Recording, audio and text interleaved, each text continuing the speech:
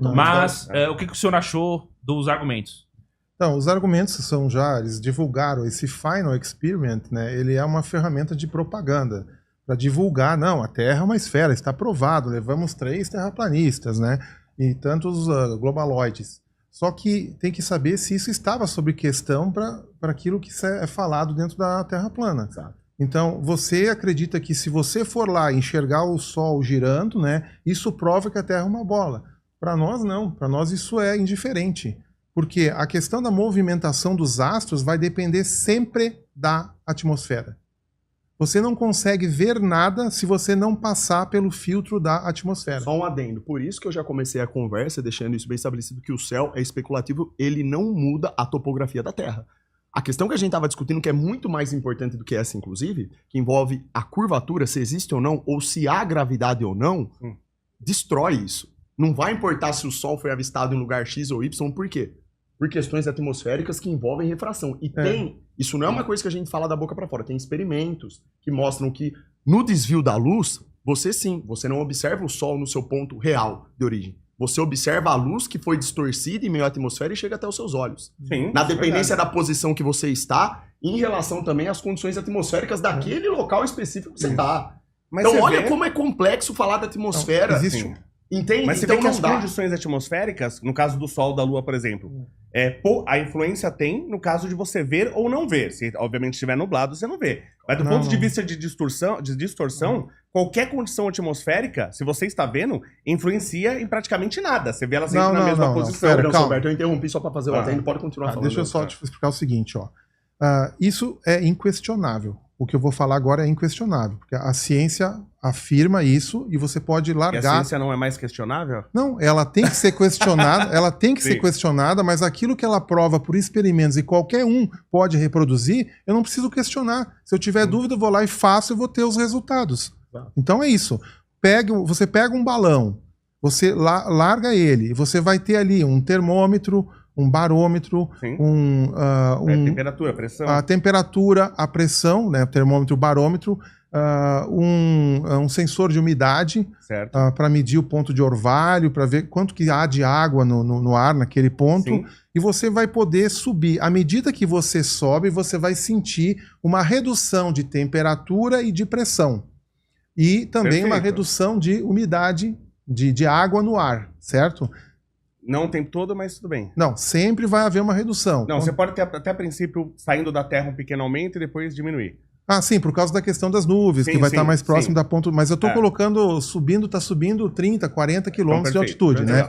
Então isso, várias pessoas já fizeram, tem vídeos mostrando isso, onde ele consegue registrar esses sensores e depois quando cai o balão, explode lá o balão de hélio, eles rastreiam ele e vão estar com os dados registrados. Então é inegável que cai a temperatura e cai a pressão à medida que você sobe na atmosfera. Isso é inegável, porque é prova a qualquer momento, tá?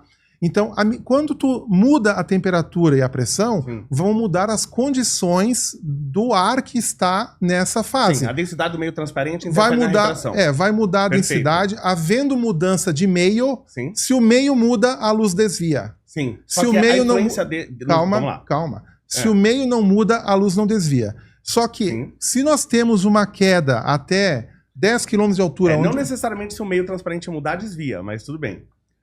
Sempre que mudar de meio, a luz desvia. Não. Sempre. Não.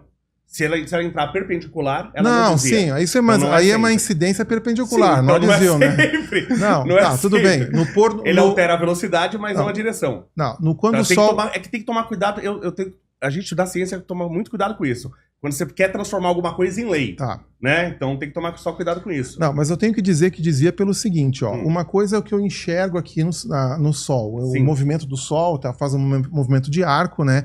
Eu estou enxergando esse movimento e quando ele estiver a pino, né? Ele estaria perpendicular. Mas dificilmente ele vai estar perpendicular em cima da minha cabeça, porque ele gira de menos 23 até 23 graus. A oscilação durante o ano desse arco, certo? Entre os trópicos ele pode estar perpendicular a você.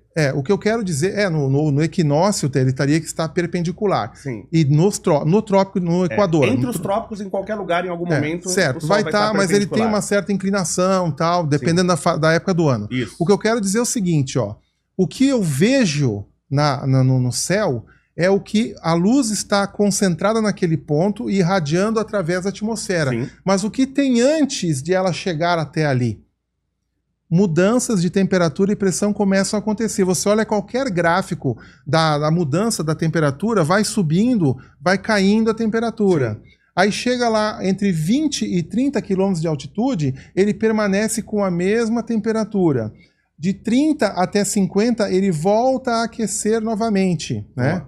Aí, a de 50 em diante, daí ele volta a cair. E chega um momento em que ele vai subir e vai ficar lá os 2.000 graus lá, né? Que seria essa região aí, que seria como é que é? O cinturão de Van Allen, né? Então, essa região seria muito mais quente. Então, se existe um gráfico que mostra essa oscilação de temperatura, certamente existe a refração da luz acontecendo pela mudança de meio. O meio muda, isso é inegável. Mas qual é o efeito que você vê dessa refração?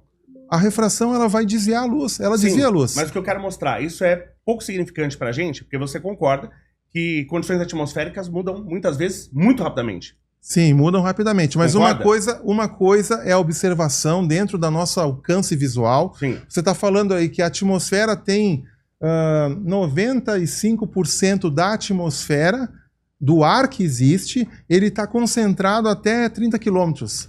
E depois... A gente considera a atmosfera, mais ou menos 100 quilômetros, mas entendi o que você falou. Sim, só que o grosso dela, segundo a ciência... Na altura do Monte Everest já tem 1/3 da pressão, por exemplo. Isso aí. Que é 9 quilômetros. Segundo a ciência, o grosso da matéria gasosa está toda concentrada entre essa distância, de 0 até 30 quilômetros. Mas o que eu estou dizendo aqui, isso é pouco significante, porque é o seguinte, mesmo com alterações bruscas das condições atmosféricas, você nunca viu a Lua, por exemplo, mudar de lugar assim rápido. Não vai ver.